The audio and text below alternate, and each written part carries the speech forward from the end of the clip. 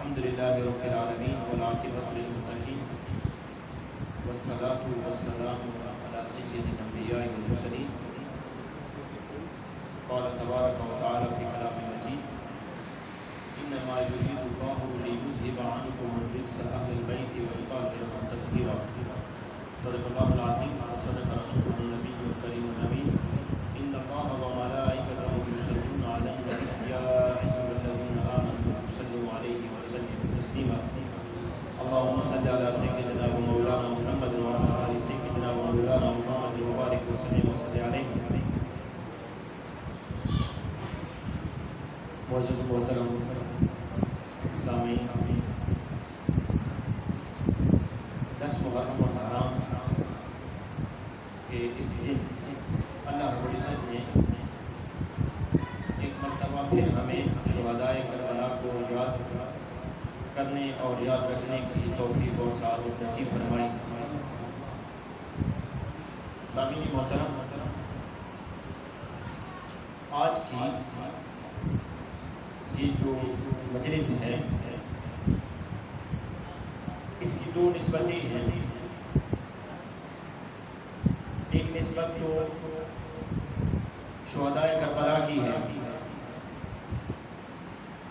اور دوسری اس محفل کو جو ہمارے منتظمین ہیں، آصف بھائی ہیں، جاوید بھائی ہیں، ان سارے احباب نے اس کو قبلہ پیر سید لطیف رؤوف الصولی البرزنجی القادری الحسینی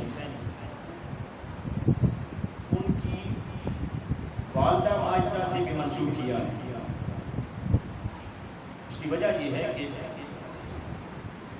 کل عراق میں 10 محرم الحرام کے دن آپ کی والدہ ماجدہ کا انتقال ہوا. تو ہمارے احباب نے چونکہ قبلہ پیر صاحب جب بھی پاکستان آتے ہیں تو وہ ورچہ شریف ضرور آتے ہیں اور یہاں آتے ہیں تو اس مسجد میں ضرور آتے ہیں. ان کے متوسلین، متعلقین، محبین اور ان کے سلسلے سے وابستہ لوگ یہاں موجود ہیں. مجھے بھی ان سے شرف تلمذ بھی ہے، شرف نسبت بھی ہے. تو ہم نے چاہا کہ 2 نسبتیں اس پروگرام کو دے دی جائیں. وہ ہمیں ہر موقع پر یاد رکھتے ہیں تو ہمیں بھی چاہیے کہ ہم انہیں بھی یاد رکھیں.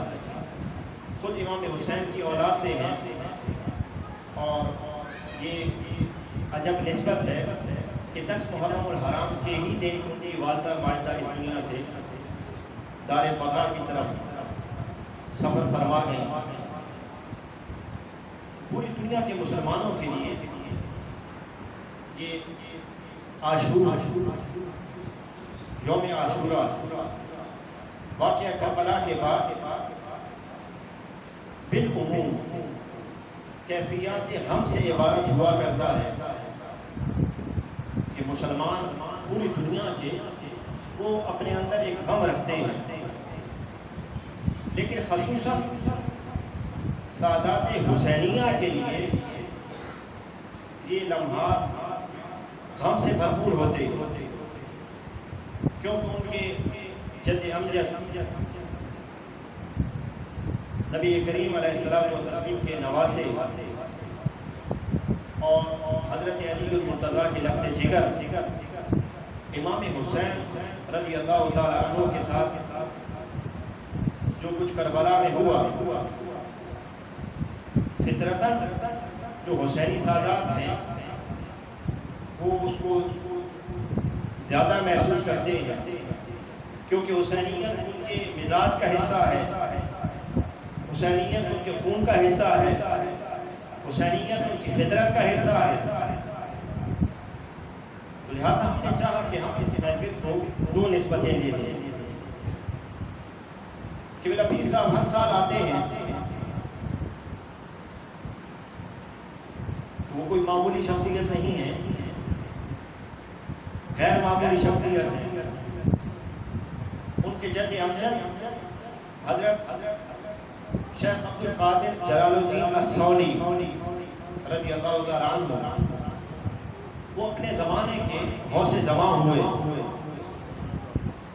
اور بغداد مقدسہ میں وہ ایک ایسی شخصیت گزرے ہیں کہ حضور غوث پاک کے مزار مقدس پر کھڑے ہو کر آپ تصوف کے انکاریوں کو کہا کرتے تھے کہ جو شخص غوثیت کبریٰ کا انکاری ہے حضور غوث پاک کی، وہ یہاں پر آ جائے، میں اس کی غوث اعظم سے بات کرا سکتا ہوں۔ اور صرف یہ بات کی حد تک نہیں تھا، آپ نے عالم مکاشفہ میں، عالم روحانیت میں لاتعداد لوگوں کی حضور غوث پاک سے بات کرائی تھی۔ شیخ جلال الدین عبدالقادر الصولی، اور پھر ان کے اجداد میں ایک شخصیت شاہ ہمدان ہے، حضرت شاہ سعید ہمدانی۔ ان کا زیادہ تعارف میں نہیں کراتا، صرف آپ کے سامنے ایک بات رکھ دیتا ہوں، اس سے آپ کو اندازہ ہو جائے گا کہ وہ اپنے زمانے کی کتنی بڑی شخصیت گزرے۔ حضرت شاہ ہمدان، شیخ سعید ہمدانی، جو شیخ سعید لطیف رؤف الصولی کے اجداد میں شامل ہیں، اتنی بڑی شخصیت گزری ہے کہ ان سے اپنے زمانے کی 3 بڑی جلیل القدر شخصیات نے استفادہ کیا ہے۔ اب وہ شخصیات کون سی ہیں؟ پہلی شخصیت حجت الاسلام امام محمد الغزالی کی، امام غزالی، وہ حضرت شیخ سعید ہمدانی کے شاگرد ہوئے۔ دوسری شخصیت حضور غوث پاک شیخ عبدالقادر جیلانی کی ہے، اور تیسری شخصیت سلطان الہند حضرت خواجہ معین الدین چشتی اجمیری کی۔ حضرت خواجہ معین الدین چشتی اجمیری جب مدینہ المنورہ سے حضور سید الانبیاء علیہ السلام نے حکم فرمایا کہ آپ ہند چلے جائیں، آپ مدینہ المنورہ سے پہلے اپنے شیخ حضرت عثمان ہارونی کے پاس گئے، ایک روایت کے مطابق اس کے بعد حضور غوث پاک کے پاس گئے، اور پھر اس کے بعد آپ حضرت شاہ سعید ہمدانی کے پاس آئے، اور ان کی زیارت، ان کی ملاقات، ان کے پاس کچھ دن قیام کے بعد پھر آپ ہند میں داخل ہوئے۔ تو یہ جد کریم ہیں شیخ سعید لطیف رؤف الصولی کہ جن سے امام غزالی بھی استفادہ کرتے ہیں، حضرت غوث پاک بھی استفادہ کرتے ہیں، سلطان الہند حضرت خواجہ معین الدین چشتی اجمیری بھی استفادہ کرتے ہیں۔ تو وہ ہر سال وہ سیلانی طبیعت کے آدمی ہیں، وہ کبھی ہند ہوتے ہیں، کبھی لبنان ہوتے ہیں، کبھی وہ مصر ہوتے ہیں، کبھی وہ پاکستان ہوتے ہیں۔ تو روحانی طور پر شاید کوئی ان کی ڈیوٹی اس نوعیت کی ہے کہ وہ ہمیشہ سفر میں رہتے ہیں۔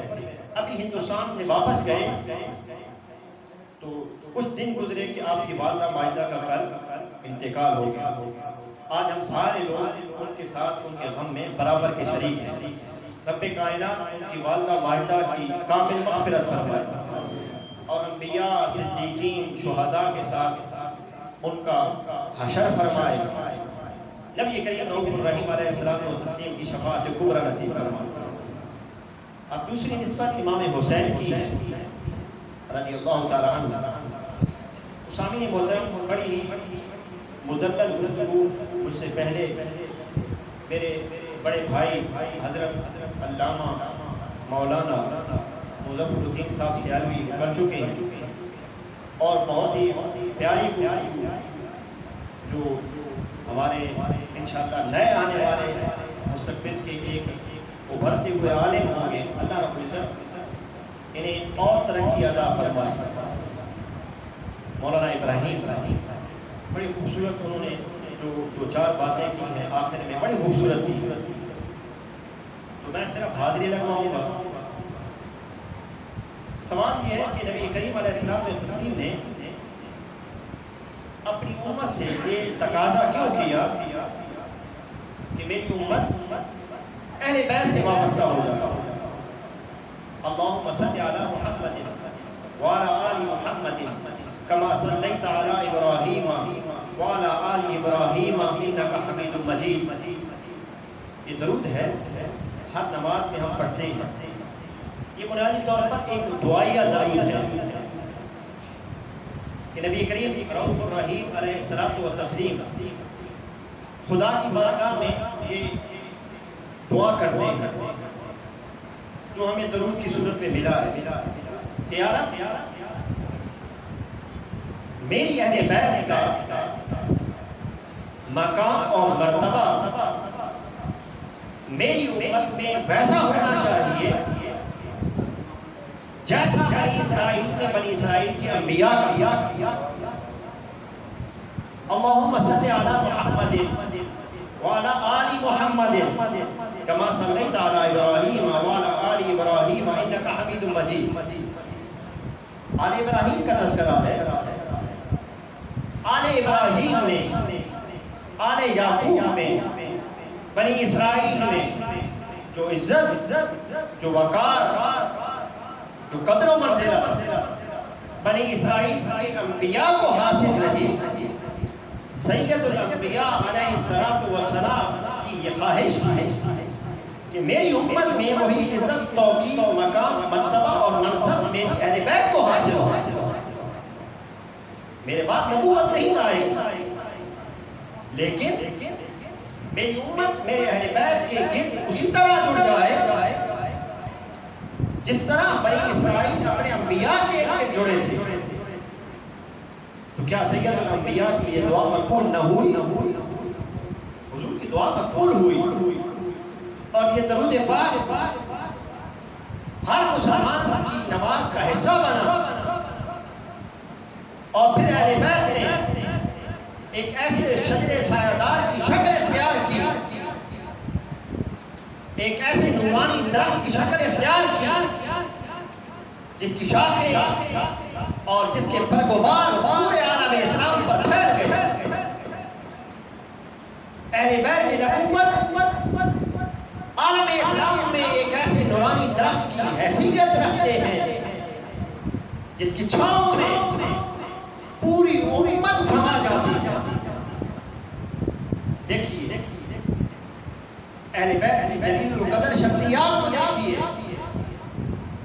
امام حسین کو دیکھیے، امام حسن مجتبی کو دیکھیے، حضرت علی المرتضیٰ کو دیکھیے، بعد میں امام جعفر صادق کو دیکھیے، امام موسیٰ الکاظم کو دیکھیے، اس سے پہلے امام زین العابدین کو دیکھیے، امام محمد الباقر کو دیکھیے، آخری زمانے میں امام مہدی کو دیکھیے، اور پھر اقطاب اربعہ کو دیکھیے، امام الشیخ عبد القادر جیلانی کو دیکھیے، امام السید احمد البدوی کو دیکھیے، امام احمد الرفاعی الکبیر کو دیکھیے، امام السید ابراہیم الدوسوقی کو دیکھیے، اور ہند میں حضرت داتا علی حجویری کو دیکھیے، حضرت خواجہ معین الدین چشتی اجمیری کو دیکھیے.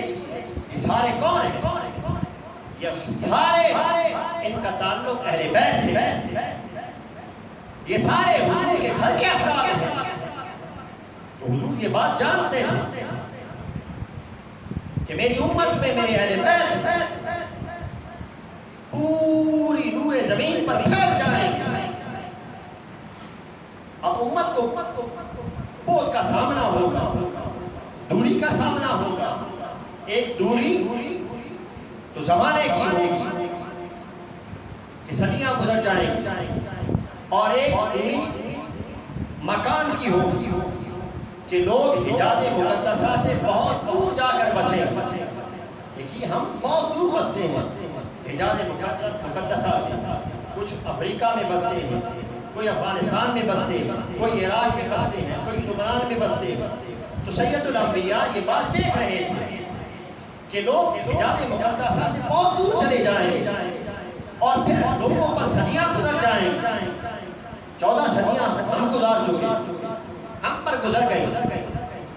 تو سید الانبیاء نے فرمایا، یہ پیغام دیا، اگر اتنی دوری کے باوجود تم حجاز مقدسہ سے میری ذات سے وہ قرب پانا چاہو جو ابو بکر و عمر و عثمان و علی کو حاصل تھا، تو میرے اہل بیت سے جڑ جاؤ. اگر تم قرب کی وہ لذتیں پانا چاہو جو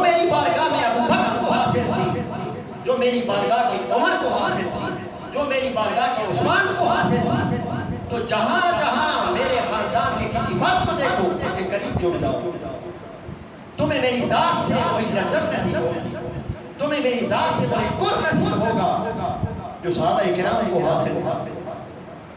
اس لیے سید الانبیاء نے فرمایا بعد کے زمانے میں آنے والے مسلمانوں،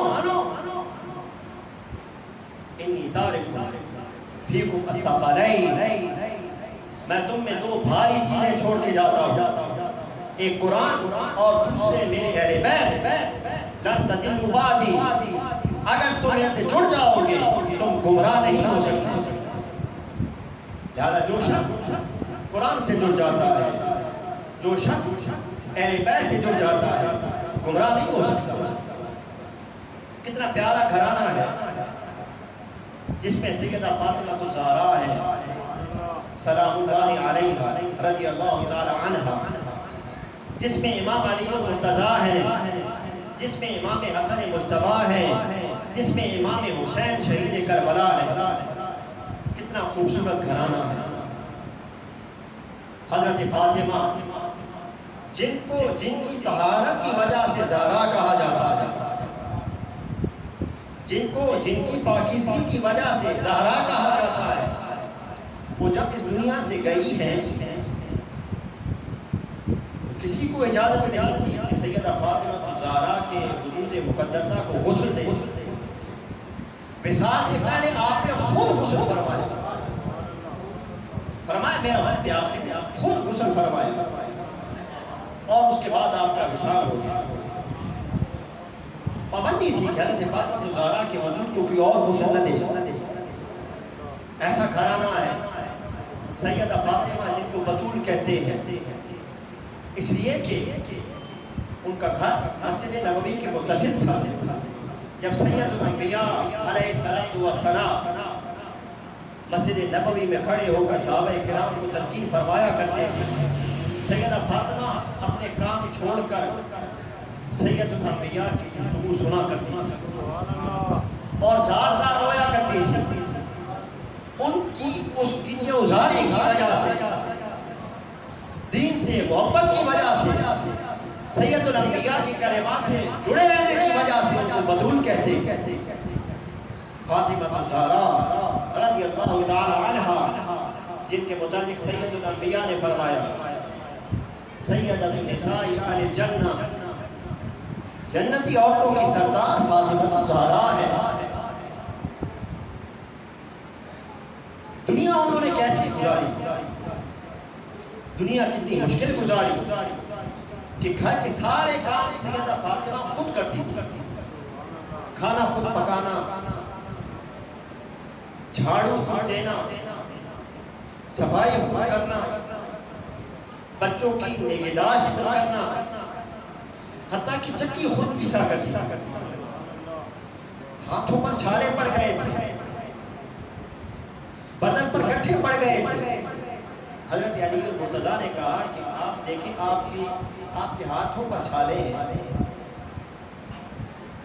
آپ کے جسم پر گٹھے پڑ گئے ہیں، تو سید الانبیاء کی بارگاہ میں مال غنیمت باندھا ہے، حضور کو یہ گزارش کریں کہ یا رسول اللہ میں آپ کی بیٹی ہوں، میرے ہاتھوں پر یہ چھالے ہیں، کام کر کے ہمیں کوئی خادم یا خادمہ عنایت فرمائیں۔ حضرت علی المرتضیٰ سیدہ فاطمہ کو لے کر حضور کے پاس چلے گئے، لیکن سید الانبیاء کے سامنے شرم کی وجہ سے انہوں نے کچھ نہ کہا، اسی طرح واپس آ گئے۔ حضور علیہ السلام و تسلیم مسجد نبوی سے جب بعد میں فارغ ہوئے، آپ خود حضرت سیدہ فاطمہ کے گھر تشریف لے گئے۔ آپ نے کہا ہے میری بیٹی علی المرتضیٰ آپ کے ساتھ آئے تھے، شاید کوئی کام تھا لیکن آپ نے کچھ نہیں کہا، واپس آ گئے۔ تو سیدہ فاطمہ نے کہا کہ میری اور علی المرتضیٰ کی خواہش ہے کہ یا رسول اللہ میرے ہاتھوں پر یہ چھالے پڑے ہوئے ہیں، میں اکیلی ہوں، میں نے بچوں کو بھی سنبھالنا ہوتا ہے، صفائی بھی کرنا ہوتی ہے، کھانا بھی پکانا ہوتا ہے، چکی بھی پیسنا ہوتی ہے. تو یا رسول اللہ صلی اللہ علیہ وسلم مال غنیمت میں خادم اور خادمائیں ان میں سے کوئی ایک ہمیں بھی عطا فرمائے. سید الانبیاء علیہ الصلوۃ والسلام نے دقت بھرے انداز میں فرمایا، اے میری بیٹی فاطمہ، وہ جو شہدائے بدر کی یتیم ہیں اور وہ جو اصحاب صفہ ہیں جنہوں نے اپنے پیٹ سے پتھر باندھے ہیں، وہ تم سے زیادہ حقدار ہیں. پھر حضور کچھ دیر خاموش رہے. آپ نے فرمایا، میری بیٹی، کیا میں تمہیں اس سے بہتر چیز نہ بتاؤں کہ نہ تمہیں خادم کی حاجت رہے نہ خادمہ کی حاجت رہے؟ ایسی چیز بتاؤں کہ دن بھر کی ساری تھکان دور ہو جائے. حضرت فاطمہ الزہرا نے عرض کیا، رسول اللہ، اس سے بہتر کیا ہو سکتا ہے؟ حضور نے فرمایا، پھر 33 مرتبہ سبحان اللہ کہا کرو، 33 مرتبہ الحمدللہ کہا کرو، 34 مرتبہ اللہ اکبر کہا کرو. اور پھر یہی تسبیح فاطمہ کی صورت میں رب کائنات نے ہمیں وظیفہ عطا فرما دیا. نعرہ تکبیر، نعرہ رسالت. تسبیح فاطمہ، یہ فاطمہ الزہرا کا تحفہ ہے. یہ تحفہ جو سید الانبیاء نے ان کو عطا فرمایا اور ان کے توسل سے ہمیں عطا ہوا. سامعین محترم، دنیا انہوں نے اتنی مشکلوں میں گزاری، لیکن میدان محشر میں جو مقام اور مرتبہ اور منصب ان اہل بیت کا ہوگا اس کا ہم تصور نہیں کر سکتے. حضور نے فرمایا کہ قیامت کے دن میدان محشر میں ندا کی جائے گی، یا اہل الجنہ نکسوا رؤوسکم وغضوا ابصارکم حتی تمر فاطمہ بنت محمد صلی اللہ علیہ وسلم.